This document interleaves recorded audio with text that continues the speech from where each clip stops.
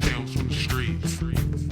Welcome back, everybody. In this episode, Mo and I sit down with Katherine Boyle, aka the Lieutenant's daughter. Katherine Boyle is an advocate and speaker for law enforcement kids and families. As the daughter of a Philadelphia Police Department lieutenant, she brings a personal and deeply informed perspective to the unique challenges faced by law enforcement households. Through her work with Beyond the Uniform, Katherine helps families build stronger bonds and stay connected despite the demands of the job. She is especially passionate about giving voice to the often overlooked experiences of law enforcement children so these kids can grow up with security, understanding, and lasting memories that they will pass on to future generations. Katherine has been featured in Law Enforcement Today and is the host of a dedicated podcast, Beyond the Uniform, with the LT's daughter, and partners with departments and organizations to help lead engaging, impactful trainings and events. Her mission is to raise awareness of how the job affects officers' children, advocate for their well-being, and equip departments and families with tools to strengthen relationships that will allow them to be more present and effective on the job and that will last long after retirement. All of the links so that you can reach out to her and follow her work will be in the description below. I hope you enjoy. All right, everybody. I am happy to be back, and we have a great guest with a unique perspective, Katherine Boyle, aka the Lieutenant's daughter. Yes. And I was referred to Katherine from Jason and dug into a little bit of what she does and her backstory, as any good cop will do, right? What do we got going on here? And I will say, also teasing a little bit, I also did her podcast, but she has a unique perspective regarding, she grew up in a law enforcement home, and a lot of cops know, cops' kids, it's almost like preacher's kids kind of a thing. It's like, you never know, it's a crapshoot what you're going to get, the trauma, all those things. And she doesn't remember it that way or perceive it that way. And which has led her to then reach out and podcast. She's an author, public speaker. She also does training with law enforcement professionals to help them navigate policing and parenthood and how that can affect their children. And it's just it's a refreshing perspective, Katherine. I think I told you this on your show because it made me feel not as bad, maybe, because I do still have a little guilt just in some of the things that I thought, but talking with you was excellent. And I'm very happy that you're on our show. So I really appreciate your time. Appreciate that. I appreciate that intro. And yeah, I really, really appreciate that. And that's what I hope to be, is offering a refreshing perspective and maybe some hope for families out there. Absolutely. Well, we'd like to start off with just, can you give us a little bit where you grew up, how you grew up, and it's with the understanding that we're just trying to what kind of led you into what you're doing today. Yes. So who knew I would end up here? Honestly, this was the biggest left turn of my life.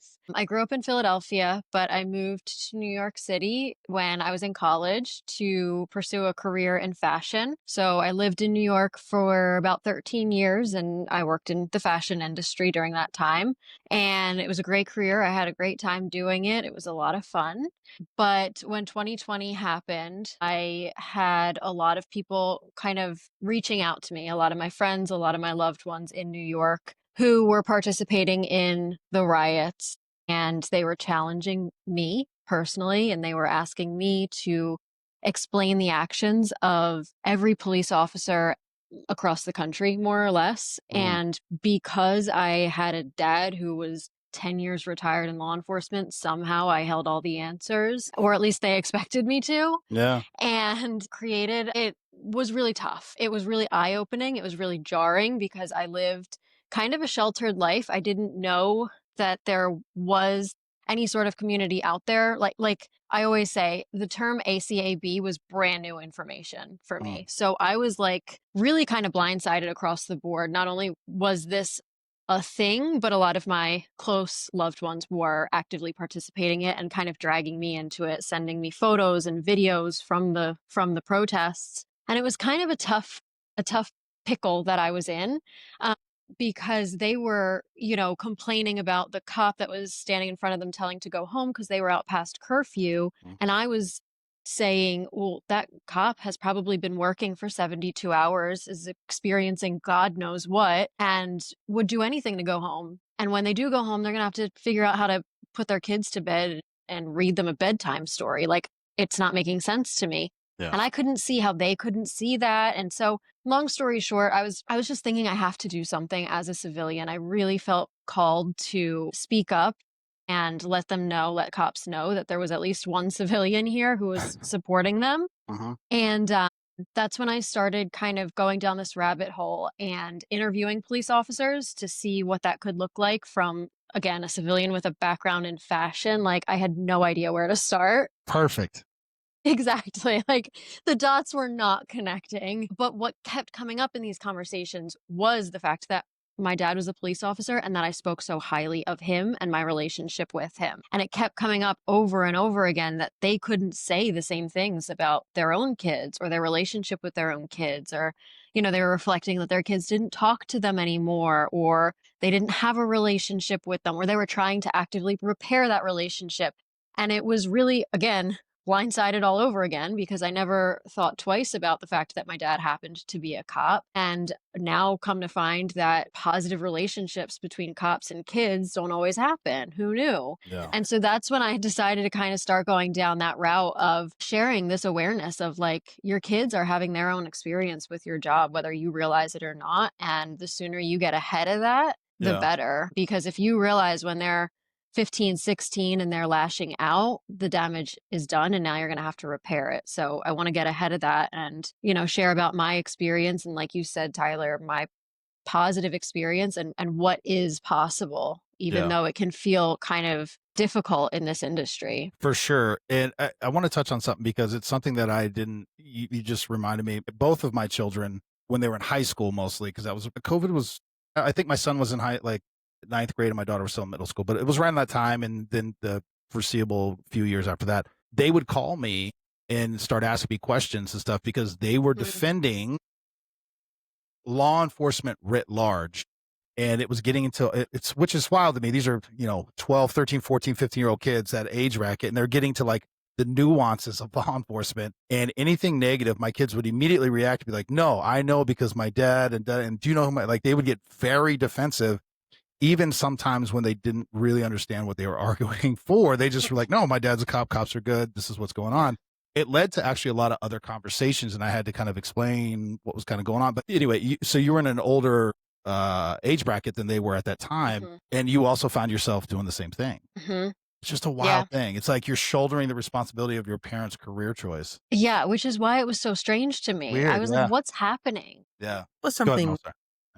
I'm listening to you guys both, and I was listening to you, and I actually wrote down family challenges because as a cop, like you just said, Tyler, we chose this profession, and most of us chose it because it was a noble profession and it was honorable. And, you are helping to protect your community and do all these things. For me, I also went a little bit deeper, and I don't know, Catherine, if you got an opportunity to listen to the episode that Tyler did where he interviewed me, but I got into law enforcement because there weren't many in law enforcement that looked like me. So I had like that foundation for me, but I never thought about, and now looking back at 2020, I did have a lot of people who knew me call me and say, well, why is this or what happened and this, that, and the other, but it never crossed my mind about the idea that children have to answer those questions to their peer groups now. Probably due to the fact that we have social media and everything is so out there that even our kids are seeing these very huge social things to occur, and they're having to try to, like you said, Tyler, defend it. It's just you being an adult is one thing, which I still feel like you're an adult who decided to go into fashion. Why are you defending what your dad did? Yeah. So it's just wild. But I want to go back a little bit because I think it's you touched on like, oh, I didn't understand that positive relationships with cops and their kids wasn't normal. I want to back up to your childhood. Like, what was it? What did it look like with your dad being in law enforcement and you being his kid from your viewpoint? Yeah. It's funny because again, like this was a hard left turn. I never anticipated going down this avenue of supporting police officers in any capacity. And again, the relationship dynamics were brand new information to me. But growing up my entire life, I always compared my upbringing to Beaver Cleaver. Like I would mock my own upbringing and call it Beaver Cleaver because it was just that pleasant. It was just that wholesome, and it really was. And I would even say like, and this kind of goes back to what we were saying before we were recording, Mo, when I was young, like young growing up, realizing like what life was, I was never like 100% sold on the idea of marriage. Like, sure, if it happens, that's great. If not, that's fine too. But one thing I was set on was, quotes, the way I perceived it at the time, was doing it the way my parents did it. Got because it. they were a little bit older when they got married. So I ticked that off. Like, I'm not going to get married until I'm over 30 because growing up, I saw my friends' parents getting divorced and I Yeah. wanted what my parents were giving us. Right. And then the next step was the same thing with kids. They waited until they were in their mid 30s to have kids. And I said, well, if I do get married and decide I want to have kids, it's not going to be until I'm much older and can navigate it the way my parents did, because there's some sort of magic to what they did, because whether it was their age or just who they are, I likened it to their age, and they just enjoyed parenthood, and it was evident and we could feel it. And looking back, I can see it. And that's what, I always wanted for my potential kids or my potential family. And like, again, going back to that idea of like having a wholesome upbringing, like, I'm so serious. We would go to the park. My dad specifically, we would always go to the park with both of them, but my dad specifically would take us to the park and go on treasure hunts. And we would just like find crap in the park and like take it home. And my mom's like, and we had a box of crap that you guys called your treasures that you found on your treasure hunts. And so we would take the produce. And one time my dad had this brilliant idea. We had like a decent sized cucumber from the bunnies and we pickled it. Yeah. And like, it was a project that we That's all awesome. worked on. Like, he Yeah. figured out how to pickle, and we would like check on the cucumber while it pickled over the course of a few days. And then when the time came, I think we ate it. But like, just silly things like that, Yeah. Right. are just so genuine and sweet and wholesome that I just feel so lucky to have been Yeah. able to benefit from and look back on now. Yeah. A couple things real quick. One, Catherine, I can edit this out if you don't want to talk about it, but Mo, her husband's like a combat veteran, Purple Heart. He's like it's like a power couple, right? So she chose well. It's just like, she just kind of threw that nugget out. I was like, oh, like, I know what that is. That's that. But then I will say this also, having kids older, because like, if I imagine having kids the age I am now, I'm a very different person.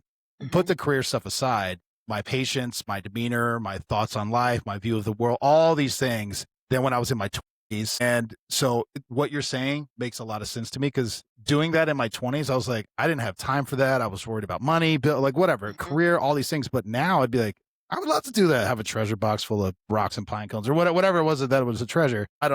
You appear to look at it fondly and not like hope or something like that was a positive, right? Instead of, 100%. oh, my dad was always stressed out and raging because whatever was going on, his career or his money. Well, there's a lot of value in what you're saying. I think one of the nuggets too that she just dropped out, and I think this would go across the board, but especially with law enforcement, is her parents enjoyed parenting.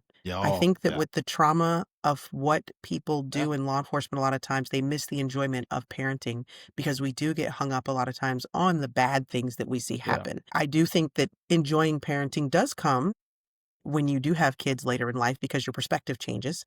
But I think that no matter what age, if you can find the joy in parenting, that you're going to rear kids that are going to feel that, like you just said. That is huge nugget, huge for people to understand, that for your kids to feel that you enjoyed having them around is so important. Because I can tell you there are people that are not cops, and I see them, who are much younger, and they are more focused on doing all the things versus spending all the time and enjoying the time that they have with their kiddos. So I think that's a huge, like when you said that, I wrote it down because I was like, that's the key right there, that you felt that your parents enjoyed having you guys. Yeah. Catherine, I have two questions follow up to what your statement. When you were talking about growing up, my kids have described it as almost like a fishbowl. Cops talk, it's funny to hear them refer to it that way, but like they felt like they were different, or there was more attention or awareness on them because of what their dad did. Did you feel that at all? Not really. I think one thing that is different, is the time that I grew up. I grew up in the 90s, so things were much different in the early 2000s. So things were much different in that, like, we didn't have all the exposure that we have today. But no, not really. I mean, like, we never thought about what he did for a living. It was like, we talk about like the facing the door in restaurants, like that wasn't a thing. He preferred it, but like we didn't know. He would sit wherever he would sit. Like, it wasn't really a thing. And so, no, not really. I do remember like in our immediate area where we lived and grew up, like our house was the house that people could go to if something happened. So like if there were neighborhood fights, we would get a knock on the door or a phone call, or he would be running down the street, or like if there was, God forbid, like a babysitter had an emergency, they knew that they could come to the Boyles' house because, they would know what to do. He wasn't always home, but like apparently we just kind of were that house, the first line of defense. So not so much that concept of a fishbowl, but there were like small things, I guess, that stood out, but they were always for the positive. Yeah, and I get that's a time shift, right? Oh, What you're yeah. talking about. Also, I'm laughing a little bit when she says like leave it to Beaver. Keep in mind she's talking about Philadelphia. Nobody talks about it that way. Anyway, No. not today. Anyway, not today. Maybe in the 90s, not today. Yeah. So I chuckled in my head a little bit about that, but maybe the time shift because my kids, well, they didn't have that. It was either your dad's a cop, and they didn't either get it, or it was like how can you possibly even talk to him? I mean, they've had a lot of negativity, and during a lot of the riots and stuff that were going on during this time frame, they were a little concerned, and they were because I keep in mind I wasn't a local cop anymore. I was with the Secret Service. I was gone. And so they would get concerned. Hey, there's people driving by our house. They started getting, it was like a safety thing. So Yeah. a little different time period, but than what you're talking. I'm glad that didn't happen to you. Yeah. And I think it was just different in general. Like my dad was in some sort of investigator position, like Yeah. detective, lieutenant, sergeant. Most of my upbringing in my memory, like he wasn't a beat cop really. Like I wasn't alive in those years. So I think that's a little different too. And like he had a specialized unit. He worked in special victims unit for the most part. So like he had a specialized unit. So he's not like necessarily arresting like Joe, the neighbor's Yeah. girlfriend or like whatever. For something dumb. Yeah. Yeah, so I think that there's like a little bit of nuance there too, but 100% like just the climate of policing and the exposure that kids get, I think is a huge piece of the puzzle too. Yeah. Do you realize how badass your dad is to be a special victims investigator in Philly? Like so I know a lot of Philly cops, or at least I should say I've met them. I know what that kind of takes and what he probably did to get there, especially walking a beat in Philly.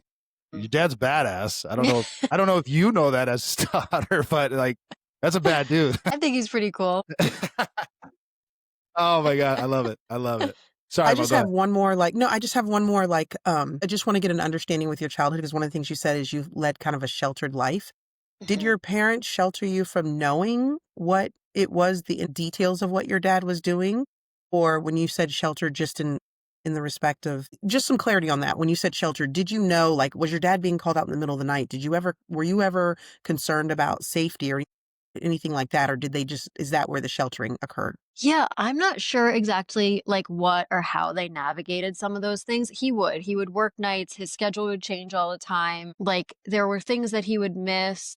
I mean, he would miss like dance recitals or what have you, and my aunts would come kind of in his place. So like there was always like a if this then that kind of a situation. Yeah. Or like for a period of time when he was on nights, we would go and hang out with my one aunt. We would go to her house and like we would watch TV and play in their basement and stuff. So it was like, yes, those things were happening, but we weren't afraid. So no, I don't think that we were really explained or told what was going on. I shouldn't say I wasn't afraid, but I also wasn't like, oh my God, what's going on? Why is dad not here? Because there was always like a plan in place. Like, hey, how cool is this? We're going on a little field trip at 8 o'clock at night to hang out with, Aunt Nettie. And like, it was just, it was kind of like a all hands on deck situation in those times. It's awesome. Right.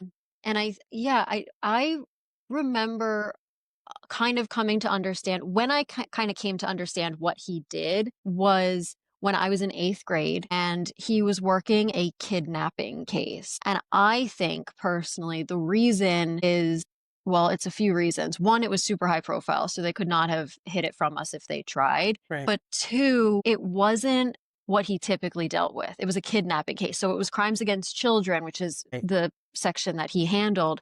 It was crimes against children, but it wasn't the crimes against children that you think of Yeah. when you think of crimes against children. So it was something that they could kind of have more of an open dialogue.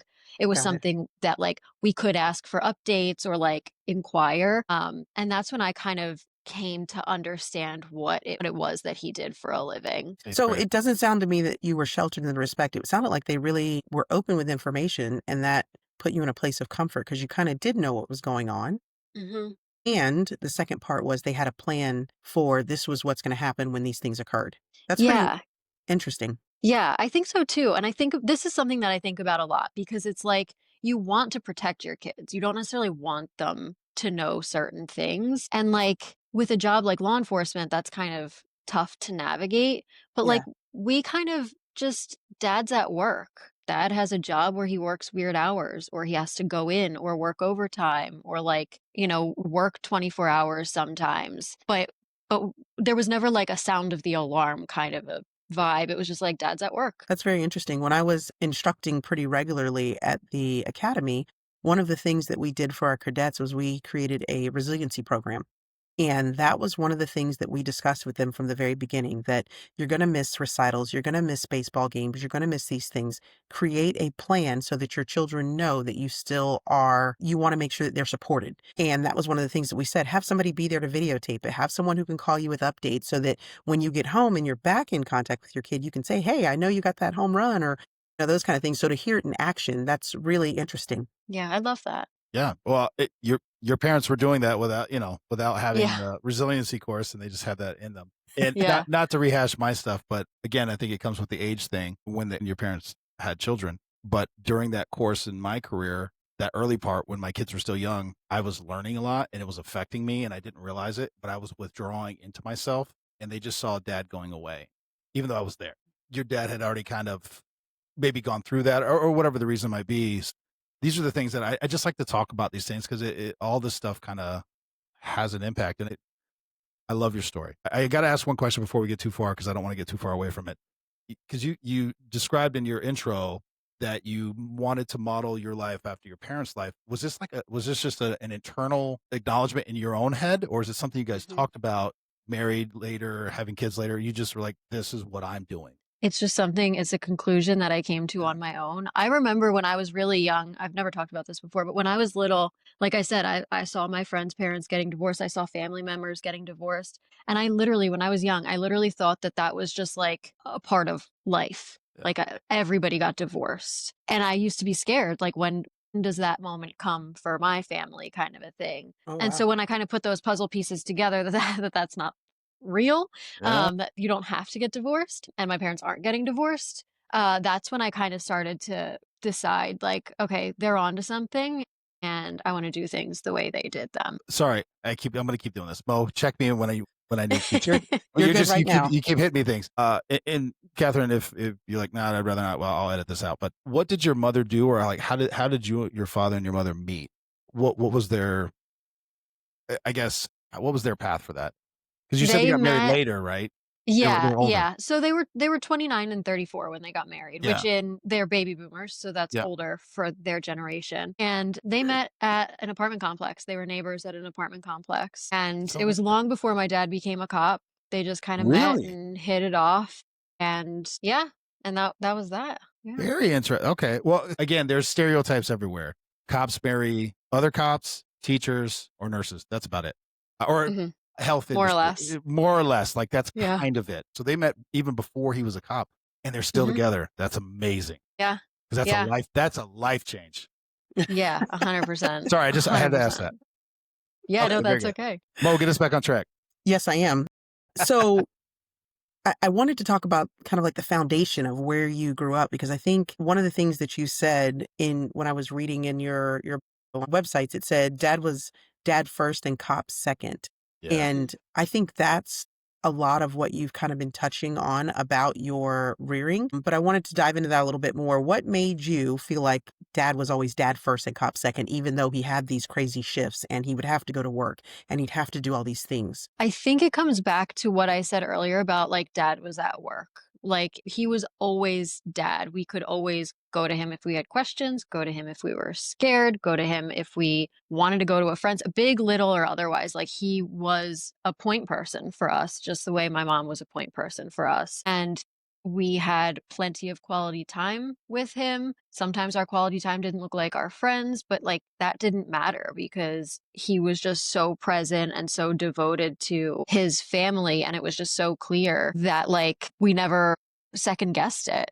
And when I say he was dad first and cop second, he really was able to kind of, I mean, he was an excellent cop, Tyler, like you said. Like, he worked in Special Victims Unit. He was lieutenant of Special Victims Unit. He could have gone higher, but he strategically decided not to because of the family piece.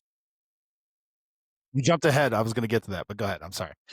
You know, he had an impeccable career. People still remember him. People still call him for advice. But at the end of the day, like, the most important thing to him was his family. You reach that level, that's kind of you're going to go what they call the brass. You're going to be in the upper echelon of the department. And I remember talking to you, and you're like, "No, he retired as lieutenant starter, right?" That's what we talked. And I know we hadn't talked about it. I saw it on your website. I was going to ask you about that, but to hear you say it, he made a strategic decision. He wanted to be there for his family as opposed to trying to continue to climb the ranks. Which, once again, that's huge. I'm sure that was actually well. Maybe it wasn't hard for him, but I know pride-wise, he's like, oh, I could have probably been a current or whatever the structure was, right? It ties in a little bit to Mo and Frank because they kind of did the same thing, which I love. But to hear you say it is just it's excellent, and I think it needs to be talked about more because sometimes people get really career-driven, thinking like this is what's best for the family. I got to go as high as I can, all these things. But anyway, sorry. No, what I loved is the verbiage, strategic decision. I think quite often that people think that, oh, well, he quit, or, oh yeah, he had to give it up. That's the verbiage you hear a lot of times. Strategic decision sounds like it's a plan. It sounds something that is absolutely, it's not a, oh, he gave up. It's not a, oh, it got taken away. This is something, it was a choice, and it was based on looking at all of the pieces of the puzzle. And I think sometimes people don't look at stopping at a point as being a strategic decision, and because they forget, and you say it at one point, they forget what their legacy really is. Yeah. And it's not your job. I always say, even if you have an experience where you get hurt in the line of duty, or God forbid, get killed in the line of duty, you get lots of pomp and circumstance, and then they reassign your car, they reassign your computer, they reassign all of the things that were yours, because law enforcement is a business, and the business has to keep going. Yes.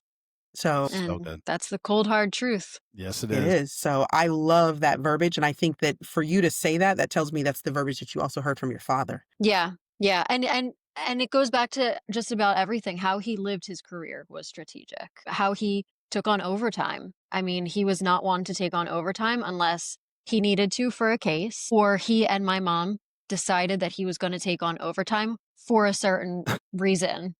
We're celebrating that. Yes, I didn't do that, but I'm leaving it in because I love it. We are leaving that because that requires celebration. It's so good, though.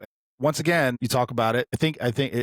I have not met or talked to your dad ever, but it just sounds like the way that he structured his life, his career, and his family. These were all things that they thought about. I mean, so it makes a lot of sense, and a lot of the decisions he was able to make at that time frame when you and your sibling, I don't know how you want to talk. Well, I guess we already said brother. You and your brother were growing up. He had already, he didn't have to do it where a lot of new guys, they have to because they got to be money wise or whatever the reasons might be. But he was in a position where he had already pre-planned his life, made sure he was good, had you guys, and now he's in a position where he could, or maybe not. Yes and no. Yes. Wait, and you no. or your brother? Which one was the unexpected? Neither. There's three of us actually. I'm sorry. Okay, we talk about your reckless brother, your rambunctious brother. But actually, it's interesting you say that because when my older sister was born, my dad still was, I think, a beat cop when she was born. But their plan was that my mom was going to go back to work after my sister was born. She was going to take maternity leave and then she was going to go back to work. But she had my sister and she was like, I'm never leaving this child again. Yeah, no. So I'm not going back to work, by the way. Yeah. And so from that point forward, they had to navigate that. They had to figure out like, okay, if this is the route we're going to go down, we have to figure out how we're going to raise her on my cop income. And then when there's 3 of us, we have to figure out how we're going to raise all 3 of them and send all 3 of them to Catholic school on my cop income. Woof. And so and it wasn't easy. I mean, now when I talk to them, at the time I had no idea, which is probably why we picked up trash in the park sometimes, but like as activities, Yeah. But, now when I talk to them and I pick their brains and stuff, my mom tells me like it was a struggle because he was the only one working for the most of our childhoods, and he was a cop and he didn't want to take on too much overtime if he didn't have to. And so again, going back to like being strategic, they were strategic about how they would raise us. My mom was really savvy with like clipping coupons and like 0% credit cards and like doing all these like financial things that are kind of like in vogue right now, but like were probably kind of weird or unheard of in 1990. Yes. And they were really ahead of their times in that sense too. But yeah, I mean, for example, my dad, I love this story. When my dad first got promoted to lieutenant, he went to like a new district or whatever, and he had his own parking spot as a lieutenant. And my dad was infamous. This might not surprise you. My dad was infamous for always driving like crappy cars. For example, again, his car, most of our childhood, was my mom's car, like when they were dating. Yeah. So like, yes, That's a paid off car is a good car. It's a great 100%. car. Yeah, exactly. So, so he gets this new position. He gets his own parking spot, and every day he's getting a ticket on his car. And he's like, "What's going on?" And he takes it to the admin lady, and he's like, "Can you like get rid of this? Like, what's going on?" So finally, ticket after ticket, he goes into roll call one day, and he's like, "Who keeps ticketing my car?" And this like little young cop is like, "Oh my God, LT, I'm so sorry. That was me. I just thought someone else was parking in your spot because I never expected an LT to drive a hoopty." Yes, I love it. I Love it. I love it. See, Also, but that young I love that hearing that young from your cop could say parents, though. that. Here's the thing, that young cop could say that because until you've driven a paid off car, you don't know how good it feels. Yeah. You don't know how Exactly. good it feels. Don't matter what it looks like, it feels different. Yes, it does. Mhm. Also, I'm loving this because I don't know, maybe that's how I was raised, but that's how I was. I would wear my socks, there was a hole in it, but I wanted Mhm. my kids to, they're going to have new school clothes. I made sure they had everything they needed. Might not be Mhm. everything they wanted, but they had everything they needed. Right. And I would definitely, I mean, I've driven my share of hoopties, shall we say. And I love that Yes. your dad's doing that as an LT. I Love Yes. it. love it. That makes me They're so the Yeah. best. 100%. I just want to touch back on one thing you cucumbers said from too. rabbit poop. I love it.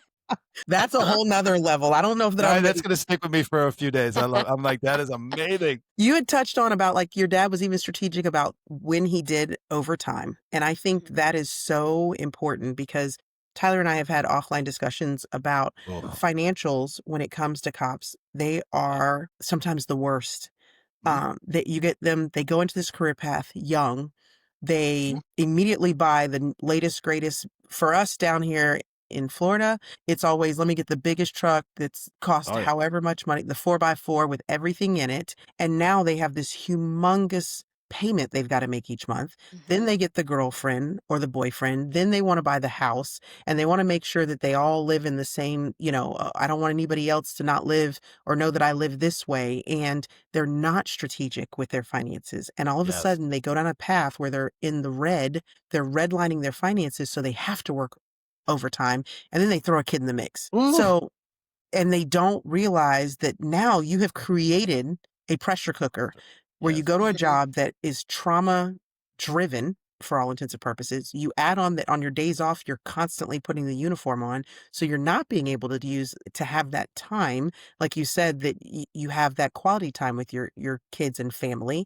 And you're stressed to the max because you got $1,000 car payment and a $5,000 mortgage, and that's not where you should be. So that's one of the things that, like I said, we've talked offline, but for you to say how your family, that your mom and him would discuss, okay, how do we do this now that we have one kid? Now we have two, now we have three.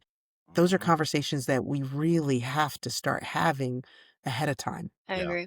Best advice I ever got was from Sharo. He goes, create a life where you don't need overtime. Yeah.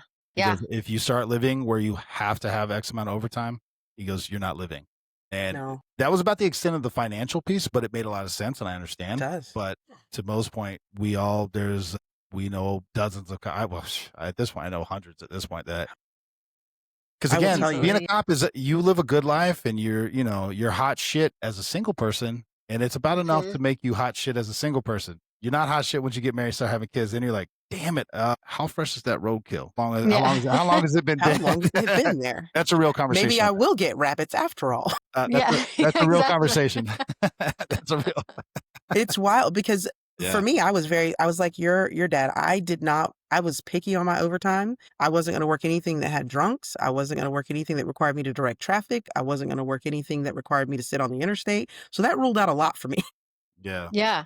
And so I was like, Absolutely. well, my overtime became I would teach in the academy. That was the only overtime I did. By the time I hit year 10, I was smart enough and I had financially got myself in a place where I didn't need it because it was stressful to have to put that uniform on. And I don't think sometimes cops realize that. And that leads me back to what we were talking about, but also when you were talking to these cops and interviewing them, and that's where you kind of had your change of heart to lead into your career now, what were they telling you that made you go, wow, this isn't normal?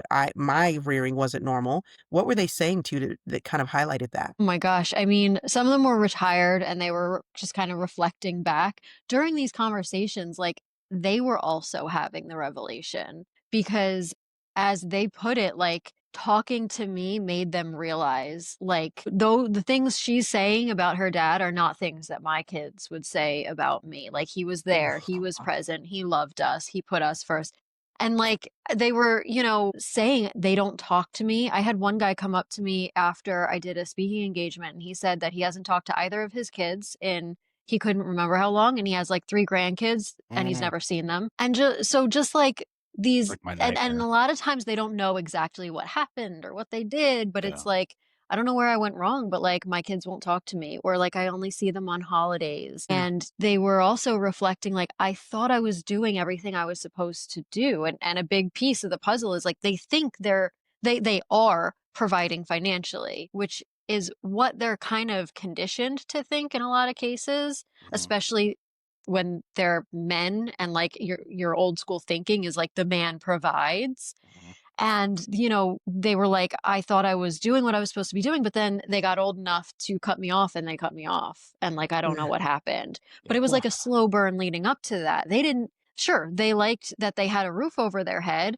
but they didn't care that you had a fully loaded 4x4, Yeah. or that nope, or even that they like went to Disney World every Nope. year on their birthday or whatever. They would have much rather gone to the park and picked up trash with you on every weekend or every day off. Catherine, I had a therapist tell me, describing what you're talking, like, I'm providing, I'm doing all these things. He goes, yeah, that went out with the 70s, bro. Like, he was very direct. Mhm. I love that guy. I love He that. goes, that's the 70s, dad. That's not how it is anymore. Mhm. And then to your point, I've also spoken to younger, not my kids' age, but younger folks whose parents were law enforcement. And you're talking about Disney World. We went to Disney World every year. He goes, it got to the point where we dreaded it because that meant we had to spend that much more time with him. I was like, oh Mm. my God, here he mm, is thinking I'm doing this great thing, but they're like, no, we didn't want to be around him. He was awful. wow, Oof. I was like, oh my oh, God. And I'm That's sure, I awful. don't know that he knows that or knew the dad that I'm referring to, but Right. to your point, here he is. I can put myself in his shoes and I'm like, he's doing all these things. He's working, he's grinding. He's like, look, God damn it. We made it to Disney World every year. And they're like, yeah, we fucking hated it because we didn't want to spend that time. I was like, oh, gosh, there's a disconnect Mhm. to your point. And that's my nightmare, by the way. And anyway, it's mm, why I made a lot of life changes, but still, I appreciate you saying it. gosh, Yeah.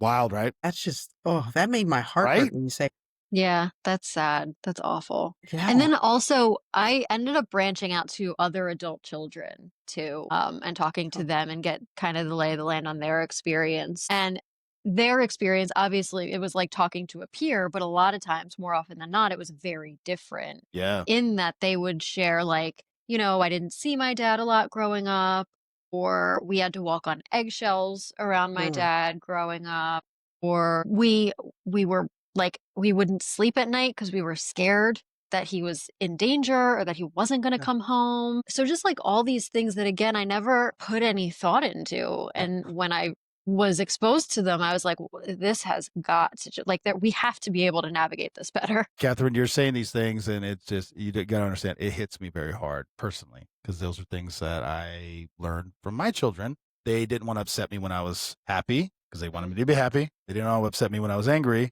And so, to your point, that's what happened. They started walking on eggshells. And then I think I shared with you before, but things that to me I never even thought twice about, coming home, changing the uniform because I had blood all over it, and they woke up, they saw it, and I was like, it's not mine, it's fine, go back to bed. I scared the shit out of them. They're like, oh my God, what's going on out there? It's a war zone. All these little things that I didn't give it a second thought. Here I am, years later going, damn it. I tried so hard. I tried so hard. To your point. That's okay. You did your best. I really did, but it hits me because hearing you talk about it, it's like, God damn it. Anyway, sorry, Mom, go ahead. No, you're fine. I think it's super interesting as I didn't know. I knew you had talked to cops, but to hear you have talked to other adult children, that lends a lot to the perspective because, and this is stealing from Tyler, you don't know how well you've done until your kids do get into their 30s, whether you've done well or not. Yeah. So, yeah. To hear you talk to the adult kids and get their perspective and hear, gosh, this is what they felt. That is a very difficult road as a parent to try to navigate now that they're adults and they do have the choice to be around you or not. Catherine, what's the age range of the kids of cops that you've talked to? I'm just trying to see if there's like, the older ones maybe understood or the younger ones. I'm just trying to see if, the profession shifted and how it's viewed by the public. Their age now? Yeah. Youngest was about 20, 21. Yeah. Oldest was like 70. 70. What was that one like? I'm interested in the 70-year-old. That one was interesting. He was actually a firefighter. So we talked about his career too. It's actually a podcast episode of mine. We can plug it. And go ahead. I don't remember what number it is. That's all right. Go ahead. Listen to it all. It was fascinating. It was heartbreaking. He really idolized his dad, but I mean, similar to, what we've been saying, like there were things that he didn't know what to expect from his dad. Mm-hmm. And then, when his dad got out of the profession, it was kind of like, well, what now? Who are you now? Because that's obviously like a whole nother leg of all of this that we're talking about is the post-retirement chapter. So yeah, that was episode. Todd Stewart is his name, and I actually think he's much younger than 70, but older. But still, he's not 20. Older. That's right. Because it's just different generation, right? And so exactly, yeah. One, the way cops even were back then, different than they are now, and then how they were viewed over almost every decade it shifts. I guess that's very that's so cool that you have that kind of broad spectrum view. Yeah, I'm digging that. Yeah. Very interesting. Very interesting. Sorry, one more thing, and then we'll jump back on. Have you seen anything as far as the way? Do you feel the shift in the way the profession of law enforcement is viewed impacts the children of law enforcement professionals? I'm more speaking to the younger ones that you've spoken to. Yes, 100%. Especially again, like we kind of alluded to, especially now with social media, not just at their disposal, but at their friends' disposal and at the kid who sits next to them or behind them in math classes' disposal, because you could protect your kid from social media and from what social media has to say about the cops all day long. But if the kid who sits behind them at math class saw whatever reel is, in vogue right now and tells your child about it or like we talked about, challenges your child about it or brings it up, then, it's a whole can of worms. So I think, this era right now is really scary. Like I can't even imagine what it's like raising kids in this day and age of technology and social media and constant exposure. And I think that it has a really intense impact. I mean, to your point, I think you mentioned earlier, Tyler, with your kids, I was speaking to a woman who has young kids and they were young and in school during 2020. And even by the time they had gone back to school, like there was still, well, not riots or protests because it was like a grade school, but there were like banners, flags, anti-cop kind of things. And her kids actually opted to start lying about what their parents did for a living, or at least like trying not to ever broach the subject and try to hide it as best they could. Yeah. Because, it's a rough spot, man. It's a rough spot. Yeah, that's pretty difficult. Well, I talked to you about that because they were like, cops are all racist and all this stuff. My kids are mixed. And then it was definitely a rough spot for them, and I just remember Right. that being a hard time for, well, not to make it all about me. It was a hard time for them, but it was hard for me to try to. I actually ended up talking to Mo while I was like, Mo, Yeah. I don't know how to address this. I've never had to deal with this. Mm-hmm. It was wild. It Yeah. is rough. It's very rough. I wanted to go, you talked about, okay, your career started in fashion, completely stark difference from where you're at now. I I find love it that though. incredibly interesting that you were in New York fashion and you said, you know what? Let's go do this. But I think, and correct me if I'm wrong, I feel like that it came from two places. One, a place of loving the people who have been doing this job, and a place of curiosity of how can we make this better. And Mhm. that led me into, when I dug into your path, that you went to the New York Police Department Citizens Academy. I So did. Yeah. what was that like, and what was the inspiration for wanting to attend? Yeah, this is actually kind of interesting, and I think this is actually where this um concept of what I'm doing now started to kind of poke its head out. That was actually in 2019. Okay. So I never really gave my dad's job much thought. Like I said, it was his job. My dad had a job. Cool. But I Oh. did always have an affinity towards cops. Like they Mhm. always literally symbolize someone's parent to me. And when I Okay. moved to New York, I saw them a lot more frequently because living in New York City, they're just about Everywhere. everywhere. And so I would see Yeah. them a lot. And I would see them and I would think of that's someone's parent, that's someone's child. And I would like want to smile at them or wave at them. And it wasn't always warmly received, but I would try. So true. And so I remember in 2019, I started Googling, like, how can I support cops? Like, I want to do something to support cops. I don't know what it could look like. And lots of nonprofits obviously came up, like donate here, donate there, which Yeah. we love. That's great, but that's not what I meant. Like, I really wanted to, I always say, I wanted to be boots on the ground supporting them. And again, this is Okay. before 2020. So I'm Googling, and amongst my Googles comes up the NYPD Citizens Police Academy. And I was like, well, this is kind of a cool opportunity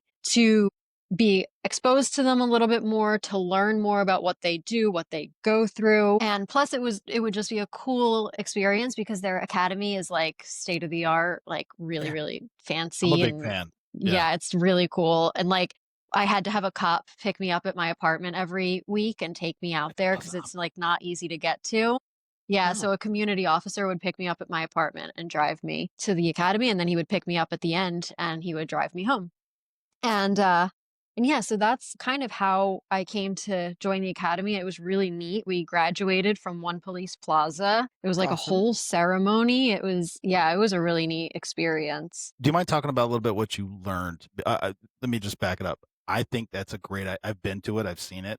I think it's a great idea. I don't. I'm sure there's other ones somewhat like it. I've never seen anything like the one in New York.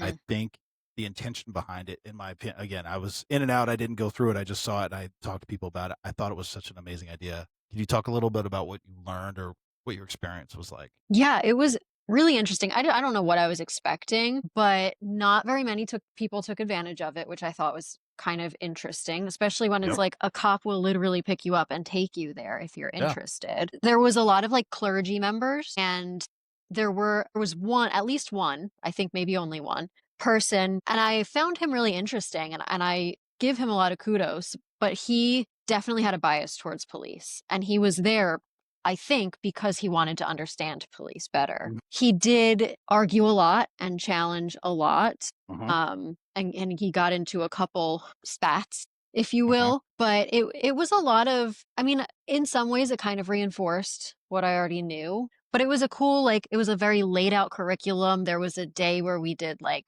shooter drills. There was a day where we were like in the fake neighborhood. Mhm. It was, I think it was a little limited in a lot of ways. I think they like were having trouble finding participants, not just like people like me, but they were having trouble finding like people to come and do the trainings and stuff, which was kind of disappointing. Mhm. But the trainings that we did, however, were really cool and to get other people, other police officers' perspectives and insights into different things. And I personally think like everyone should do it. Maybe not all 12 weeks, but like a condensed version, I think could go a really long way with the perception of policing and the perception of what exactly a cop does versus the justice system. I think that could go a really long way. But yeah, it was really cool. I'm glad you said that. Everything you said is what I was also told. They have issues on both. Again, the idea of it to me is amazing. It should be replicated in all 50 states, every major city, in my opinion. But the senior detective who I was talking to about it articulated was, one, people don't want to go. They don't care. They have their preconceived notion, and that's how it is. Nothing you're going to do is say to change it. And to your point, it's interesting to hear only one person was a little biased. He said that they've had a lot, in his perception, there was a lot of people that just wanted to argue, and a lot of training cops, whatever, whoever, were like, I don't want to deal with that shit. I deal with that shit on the street. Why am I going to do it here? So I hear what you're saying. I wish there was, I love the idea. And to your point, it's state of the art. It's not some rinky dink, like they rented a conference room at a hotel. It's like, no, it's at the academy. Yeah. It's so cool. You get to kind of understand what the point was. You get to kind of understand what cops go through, what they do, how they do it, why they might do it, and how perception can change. Like the idea of it's amazing, Mo. But as a trainer, I have been involved in some citizens academies, and I think they're phenomenal. And I say the guy or gal who has opposing views to law enforcement, I welcome you to come. And I welcome you to come and learn, because almost invariably when they finish, all the ones, especially the ones, why didn't you shoot the guy in the hand? And then you say, I want you to shoot that person in the hand that's not moving and not shooting back at you, and they can't. Those conversations, I welcome those, because I feel like as law enforcement, unfortunately or fortunately, we're held to a higher standard. And so therefore we should be open to defending the decision-making process that we have, because the teacher, the banker, even sometimes the attorneys don't walk in our shoes. And so we should be open to being able to explain what it is that we are navigating, and then putting them in those real-time situations. I loved putting them in the shoot, don't shoot scenarios, because they almost always shot people who shouldn't have been. Loved it. And I'd be like, explain that one, sir. Yeah. And it wasn't just to be oppositional, but it's just to give perspective. And I think the people who come in, like you, or even if you come in with a differing view, if you come in with the ability to want to hear perspective, I think that it can be definitely 100% very beneficial. I don't necessarily think I'll ever turn your ship all the way around, but I might give you a perspective to go, wait, let's just listen for a minute next time when the situations occur. So I found it very interesting when I read that in your profile. I'm thinking that if you want to support law enforcement, that's a great way to dive in and get a better perspective. And it seems like, just as I suspected, that's what you were thinking when you jumped into it. And I'm glad that guy who picked you up wasn't some grizzled old veteran that hated his job. No, he was really nice. I don't remember his name, but he was really nice. He was a community officer. But when I told my dad, he was like, is he going to pick you up in a marked car? And I was like, yeah, his car. And he's like, well, make sure he doesn't ever put you in the back seat. My dad does not like the idea of me driving around in a cop car. Like, even when we were little, he did not like that idea of us driving around in a cop car. And so when I told him, I'm like, Dad, I'm 28. Like, I can handle it. Like, it's okay. Don't matter. Catherine, I remember my kids loved my cop car, and I was like, don't you ever go in there. It's disgusting. No matter how much I clean it, I was like, never. What? I hadn't even thought of that. I always just thought he didn't want me to be perceived as like a bad guy. No, it's maybe that too, but it's gross. It's disgusting. Absolutely not. I agree with your dad. I would have been like, I'll drive you.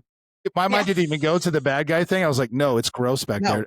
And I actually kept a very clean car. A lot of people don't. Whatever. That's neither here nor there. Yeah, no. My head went immediately, no, it's disgusting back there. Don't go there. I was like, I hope it's a parade car, because they don't do anything with those. That's what I thought. It's never been touched. Never. So we've talked a lot about the career path that you landed in. And so I want to give some time to talk about Beyond the Uniform. Tell us about its creation. Tell us about its purpose, because I think that is where all the things that we've been talking to has led to. And I think it's phenomenal. Thank you. So one thing about the creation is, and going back to those conversations I was having, is I started to realize that this is very much a problem, but it's a problem that we're overlooking, that we don't recognize is there. And it goes back to what we talked about. Like, the problems aren't showing up until these people are adults or young adults, and they're making very dramatic or very serious decisions. And it could be prevented, it could be avoided. However, because kids are kids, the nature of kids is that they don't they don't know what they don't know. They accept that the person who is meant to love them and protect them is doing just that, even though what that person is doing might not be in their best interest. So like if a cop is drinking too much or becoming violent, the child doesn't know any different. They don't know that that's bad behavior or not right or not okay. And their spouse might be like, cut it out. You're drinking too much. Like, you're not the person that I married. But a child's not going to know any different. They're just going to take it and run with it. And then later they're going to be like, oh, now I understand why I was scared of dad all the time, while I was walking on eggshells all the time, why I hated going to Disney World with him, like whatever it is. And so a big piece of why I created it was because I want to build that awareness, and I want to kind of be that voice for those kids who don't know to speak up for themselves.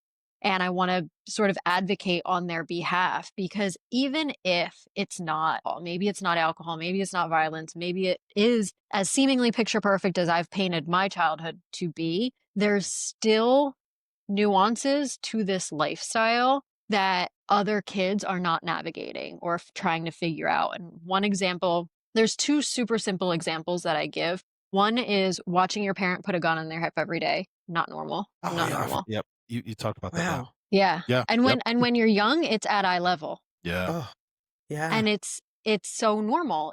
And again, as adults, we can adapt. Like maybe the first few times it's like, oh, this is weird. Or like as a spouse, so I don't love that. But as a kid, it's just like, okay. Yeah. And meanwhile, like Susie Smith's dad hates guns and like will not let anyone who likes guns in the house, which I think we talked about, Tyler. Yep. And then the other one, which is one that I experienced personally, is going to court. So simple, innocent, like not a big deal. But when I was little, my dad would go to court. He would have to, show up. And it would stand out to me because he would have a very different schedule if he was going into court. Like he'd be leaving at a different time than normal, and he'd be wearing different clothes. And so, and my parents would be like, I'd be like, what's going on? Why is dad doing this? He has court today. Cool. But in my brain, I'm like, what does that mean? All I know is from what I learn in TV and media, and bad guys go to court. So like, is my dad in trouble? Did something happen that he needs to go to court? Like it's super like no one thinks about that. Like it's so simple as a parent to be like, oh, he's got court today. No big thing. But as a kid, so much is already confusing, and so much like you're trying to make sense of so much of the world, and so much of what you end up with is from just kind of learned from TV, learned from now social media, from what's kind of around you. And so, like I said, it doesn't need to be the big dramatic things. There's still small things that can stand out and be confusing for a child. And if something is confusing for a child, it can be scary for a child. Right. And so again, I just hope that I can sort of build awareness and advocate on that behalf. But then the other piece of the puzzle is I want cops to understand that you can have an exceptional career. You can have a badass career, an epic career, like all of these things. You can have that, but you can also have a great family, lasting legacy through your family at the same time. In fact, I would argue that if you prioritize the family piece, the job piece will fall into place kind of by default, because if you have everything in place at home, if you have your priorities in order, if you know what you stand for as a person, as a parent, as a spouse, as a friend, child, all of these things, then you're going to be able to show up as a cop that much better and that much more even keeled, and navigate not only life, but your career that much better. And I want to ensure that cops understand that all the running and gunning and focusing on climbing the ranks and getting to brass and all of these cool badass things are not going to last if the other piece of the puzzle is not put in place. For sure.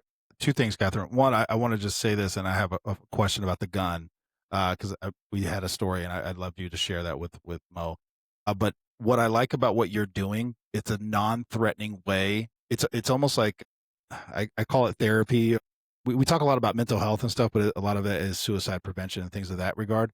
But it's a non-threatening way to start putting things in perspective while in the profession without having the stigma affiliated with it. We talked about it before where, cops have this stigma about going to mental health, but they don't care how many divorces they go through, whether or not they talk to their kids or how much they drink every night, as long as they don't go have to see a therapist, right? Or self-medicate, things of that nature. So to me, what you're talking about with your speaking and your training and the workbook, it's a non-threatening way to start self-reflecting a little bit. And so I wanted to put that out there. But you told a story, and it has actually stuck with me since you started talking about it, because I was like, damn, I wonder if that. I actually had to go talk to my kids about it. You were at a doctor's office and they were asking, oh, are there guns in the house? Yeah. I don't want to tell the story for you, but Mo, yeah, I didn't even think about this. Yeah. Yes. So I will say, just to your first point, yes. And that's kind of by design. Like, because the other thing too is like, it doesn't need to be that dramatic. It doesn't need to be moving mountains. Like a little bit can go a long way. And we could talk about the workbook later, but like that's something that I put thought into when creating the workbook, because like the last thing I want to do is put more on a cop's plate. Like there's enough going on. That's why you're an author. Yeah. Sorry, inside thing. And yeah, like just a little bit can go a long way, whether it's a little bit to take care of yourself or a little bit to spend more time with your kids. Like it's gonna make a big difference, and that'll start the snowball effect. 100%. Yeah, so the doctor's office story, this is crazy, especially now looking back. It makes total sense, but it is crazy. I never thought about it. Sorry, go ahead. Yeah. So when I was young, I don't remember how old I was, but I mean, it's like one of my earliest memories. I was at the doctor's office, and I don't know if it was like a nurse practitioner. It was not the doctor, but it was like one of the other people came in to do my paperwork. My mom was obviously in the room with me because I was a child, but she was doing my paperwork, and she's asking, like, I guess the CYS questions that they have to ask to make sure you live in like a safe home. So she's asking, like, do they feed you? Are they nice to you? Like all of these things. And she gets to the question where it's like, do your parents, or are there guns in your house? And I remember I froze. I like didn't know what to do or say, because I knew that there was, but I was like, if she's asking me this question, like maybe I shouldn't say yes. So, my mom jumps in and she's like, her dad's a cop. Of course, we have guns in the house, like what have you. And it became like a thing. It became a conversation. And the medical professional suggested that he start keeping his gun in his glove box. And keep going. Okay. I know, Mo. I know. I was like, what? And Absolutely not. And my mom, obviously, then my mom had to explain why he couldn't do that. And it became like, a conversation. I don't want to say it became an argument, but it became like very much a bit of a heated conversation where my mom kind of had to like educate her on like, that's not how these things work. And I don't like remember 100% like how things ended, but it was bizarre. And I mean, how often do these people deal with children of law enforcement and are putting them in these situations and not understanding? And I guess that's like the importance of having culturally competent people in these industries. But that's a whole other thing. Yeah, that's a whole other thing. But yeah, that's one of my first memories, and definitely my first memory where I was like, guns. People don't like guns. Oh, what do you think about that? I've still been thinking about it. I'm like, that's wild. Like, and I mean, I understand that they have a role, so I can respect that part of it. I'm not putting my gun in my glove compartment. That's crazy. But then what immediately popped in my head is you can't remember what age you were, but that was one of your earliest memories, because that probably the stress of that moment stuck with you. And again, we go back to what we said in the very beginning, the family challenges. The profession I chose has now created stress for my kids. About something you never would have imagined. No. I never thought about that. About like gun safety, like all these things. And then you have this, again, I'm not knocking the medical profession, but doing their job, but you've just introduced this stress, this anxiety, like, well, is it wrong? Is he bad? I don't, anyway. And then now put it in today's perception on law enforcement, right? How that conversation goes. I have no idea. Katherine, it's these little nuggets that you threw out. I'm telling you, it's been sticking with me. I just saw my daughter last night, her senior night. It was a big deal. And I was bringing up things from our conversation, and she's like, nah, it's very just kind of like, no, I don't think about it. I was like, damn it. It's stuck with me. Things I've never thought about. So I'd like to get into the workbook. I want to be respectful of your time, but it's just like I said, I love what you're doing, and I love what I see the value. I wish I thought about it. I don't know that I have the skill set to do it because I'm on the other side, so to speak, but you might talk about the workbook. They wouldn't listen to you. I think they would No. listen because of her, where she's at in life. It's Yeah. different, No, you it's know? great. Yeah, it's I definitely a want to, different perspective. it's Yeah. 100%. And I think that that's where you're hitting cops in their feels, like I always Yeah. say, because now you're their child talking to them. And Yeah. it's Oh. going, ugh, I don't like how this Mhm. feels. And that's the only way you can truthfully get cops to actually confront situations, is you have to get them in those places like that. So Yes. I think it's amazing. One of the things too that you said I think is super important, understanding that the idea in law enforcement, this is pitched all the time, and Tyler, you can back this up. Listen, when you come to work, you got to box up all the stuff that happens at home and just go to work. Never happens. That doesn't No. happen. You get a cop that's at work who is now stressed out because things at home aren't great. But you said earlier, if home is good, work Yes. inevitably will just fall into place. So I think that that was something I didn't want to just let pass, because I think that is Yeah. a mindset that is pitched to law enforcement officers quite often. All And the it's time. not true. It's not true. You cannot close up the box or say, listen, you got to put home on the back burner. It just doesn't happen. But back on track. I did a Tyler just now. I love it. Your workbook. You are Yes. an author. You Yes. wrote a workbook, Yes. and you also do trainings for law enforcement. Can you touch on those and kind of give me an idea of what those two pieces look like? Yeah, so the training came first, so I'll talk about the training first.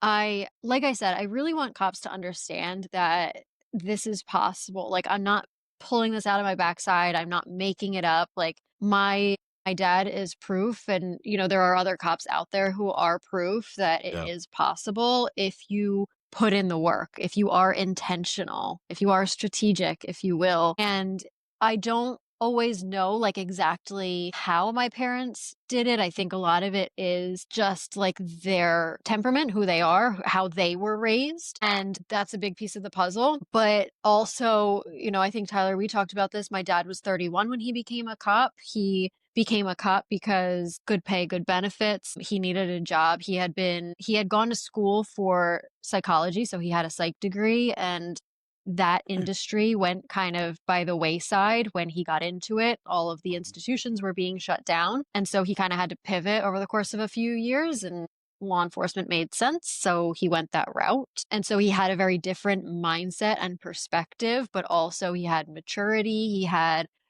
people can argue whether or not an education or a 4-year degree can help or hurt or not matter, but he did have a 4-year degree. So there's just like all of these different elements at play in my upbringing and in my life and in his career. Also, he was raised with very, very strong family values. Yeah. And so to create the training, I kind of reverse engineered a lot of these pieces and a lot of how he navigated his career, how he raised us, how he and my mom worked in tandem to raise us, a lot of like what we talked about today. And I put together a training to actually help police officers kind of figure out how they can make it their own, how they can do their own version of what he kind of did. I would love to someday get it into academies, because I think that that's kind of the missing link. Like we've got these 21-year-old guys and girls joining the academy. They're literal Yes, babies. literal. And then, they don't have a significant other, they don't have a spouse, they don't have any scope of what family could possibly look like, if they even want a family, anything. And then they have their career, they grow in like some of their most imperative years as a cop in this Yeah. field. They become who they are in this field. And then 10 years down the line, they're trying to bring a spouse and then, God willing, kids into what they've established as a person, into Yeah. the puzzle. And it's like, I can't blame them, Right. because that is just a recipe for disaster. So I want to someday get it into academies so that I can, even though it's not going to be on their radar, because at academy level, they're probably excited about running and gunning. But like, I want to be able to plant the seeds in their minds so that 10 years down the line, they can like access that seed somewhere in their brain where it's like, Yeah. oh, what did that girl say?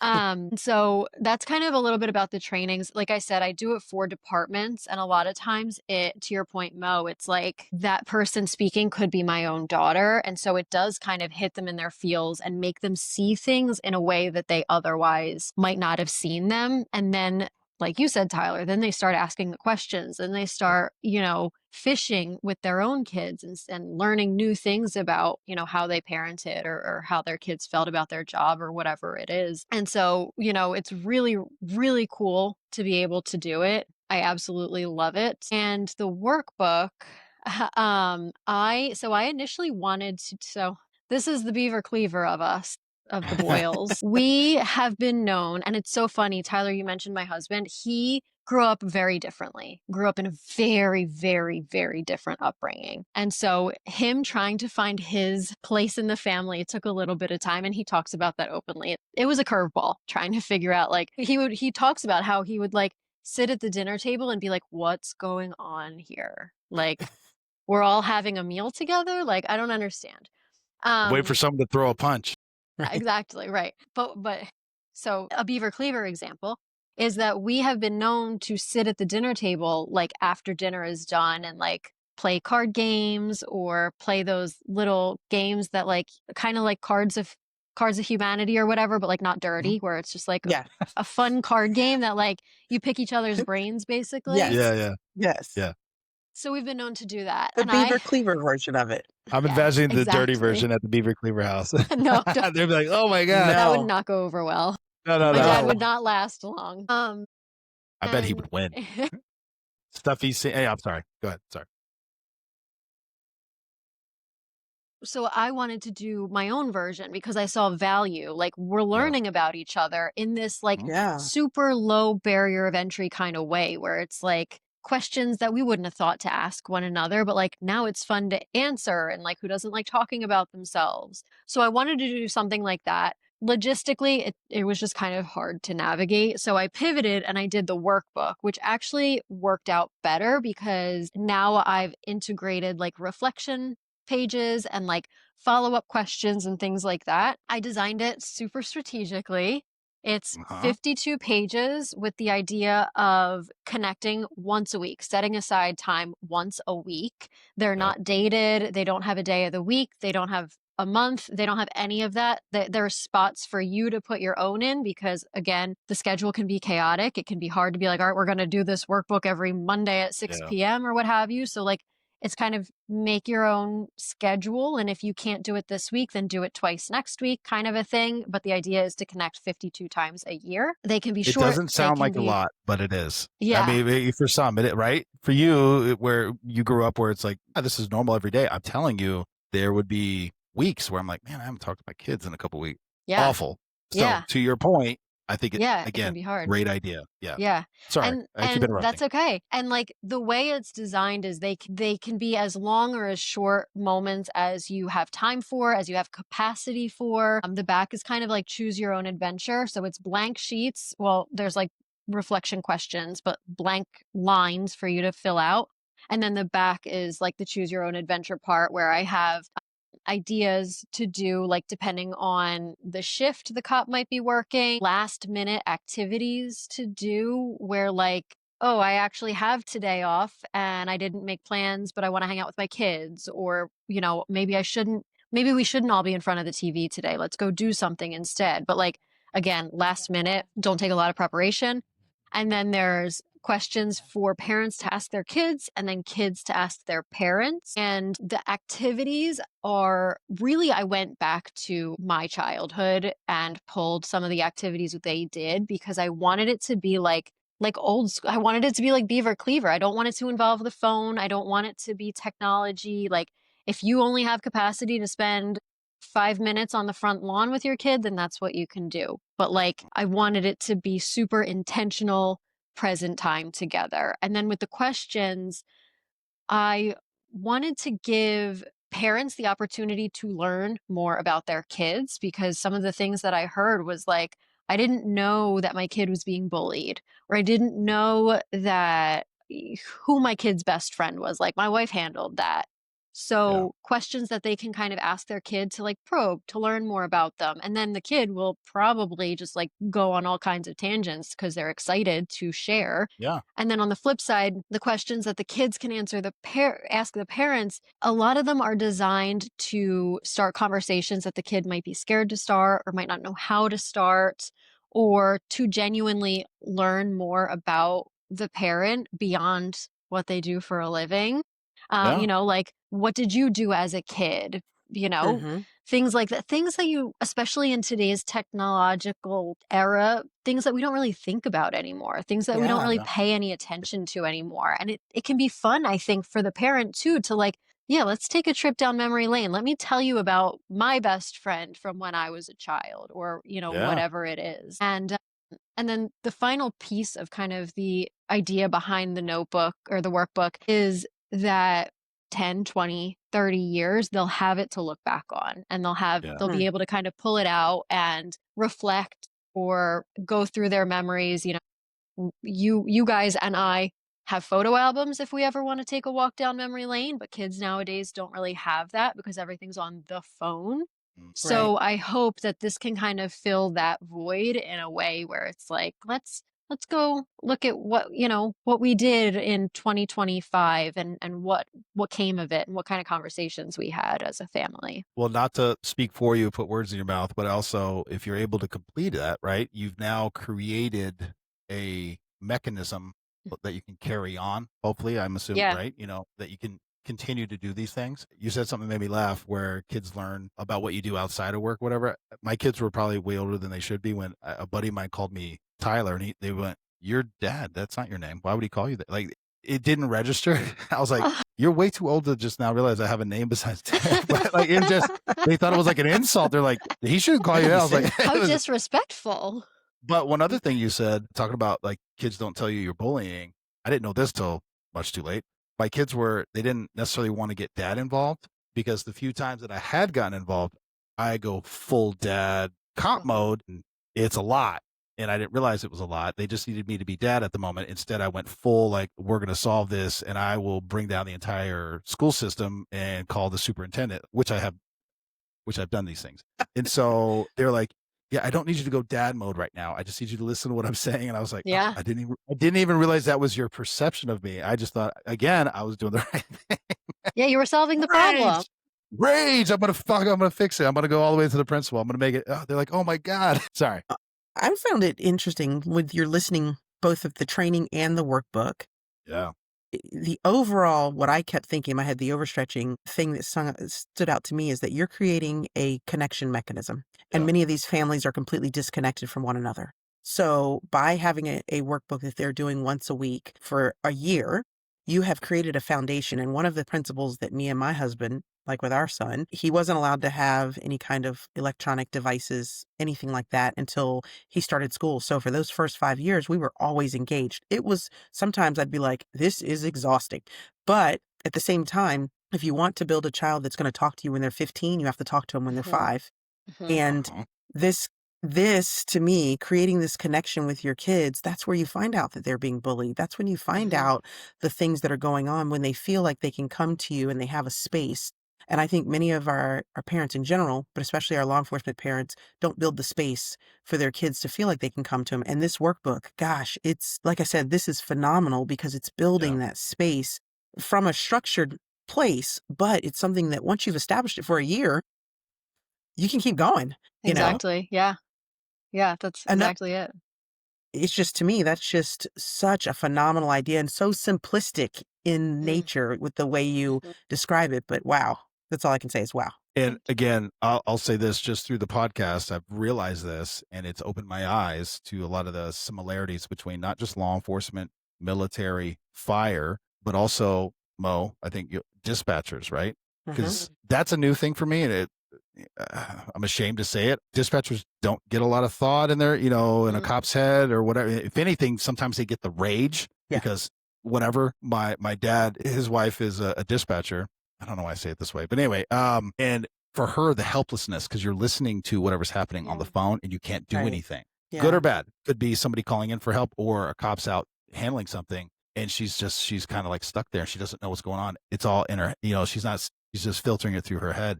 So all these things, but it affects them, right? So then they go home. Military guys, again, firefighters.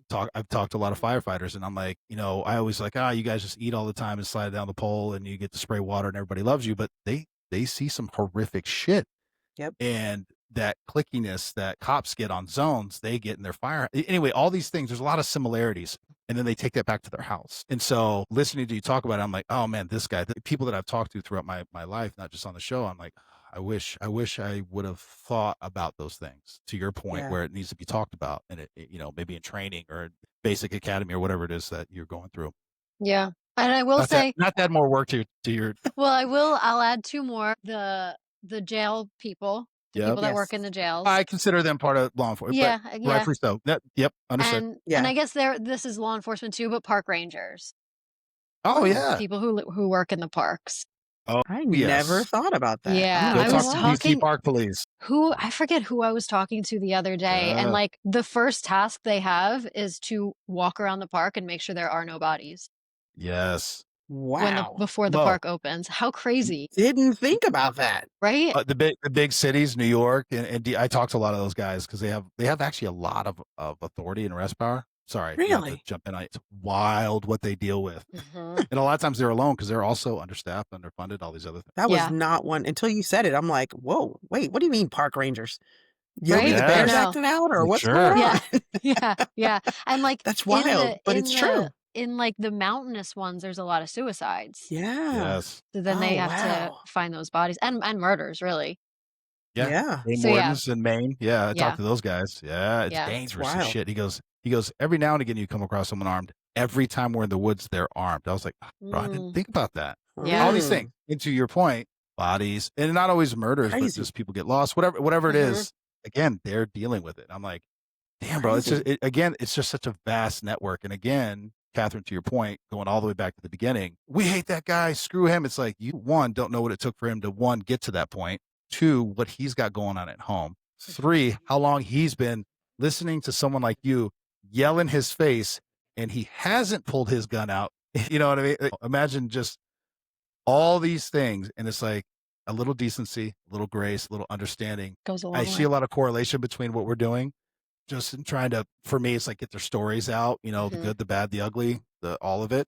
And I love that you've taken it, in my opinion, to the next step where you're like, we need to train people to think about these things. And these career paths, they are noble paths. They should be respected. And I truly believe in, Mo, correct me if you think I'm crazy, people who get into to the field, do it for the right reasons. And sometimes they may or may not, due to various things, maybe choose the wrong path or it shifts their view. But in the beginning, I do believe that it's a noble profession. And if done the right way, it's incredibly important. And it's very powerful. A lot of people don't understand that as well. It's a very powerful spot. To your point, 21-year-olds running around with a gun, taking people's freedom away. It's a lot. Yeah. It's a lot. Yeah, it's a lot. And and the other piece of the training puzzle, it's not trainings, but I have had quite a few opportunities to speak to civilians to just kind of share, like local chambers of commerce kind of thing, just to give them a little bit of insight into our lives. I mean, because I'm very much a civilian, so like I'm eye level with them, but also I have this kind of intimate backdoor knowledge into what they can or do experience as officers. And it's been so incredibly interesting and cool to be able to kind of open people's eyes. Like we touched on briefly, we kind of grazed over it, but I could go on tangents for days about how police officers just become the face of the entire Justice Department. And the average person does not understand how the Justice Department operates. The cop just becomes the fall guy for everything. And so it's been really incredible to kind of open people's eyes. I might not change their opinion 100%, but at least I can give them a little bit more insight into the human aspect of the person working that job. And then the other thing too is working with clinicians. A lot of clinicians get into the field out of the kindness of their heart, but I've learned that not all of them, many of them, don't have direct correlation or relation to law enforcement. So they're taking the culturally competent courses and getting certified and all of the things, but they don't necessarily know like the actual tactical, like the court thing. Like they don't know some of these little nuances about the actual lived experience. And Right. so I've been doing a little bit more talking to that group too.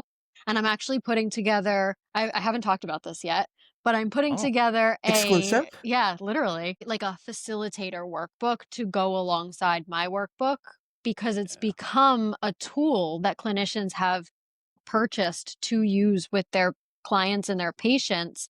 But I'm going to put together a facilitator version so that they're a little bit more armed with knowledge and tools and tactical guidance that they can offer. And then the other one can be like take home with the client slash patient to do with their family. So I'm pretty excited about that. Very cool. Absolutely.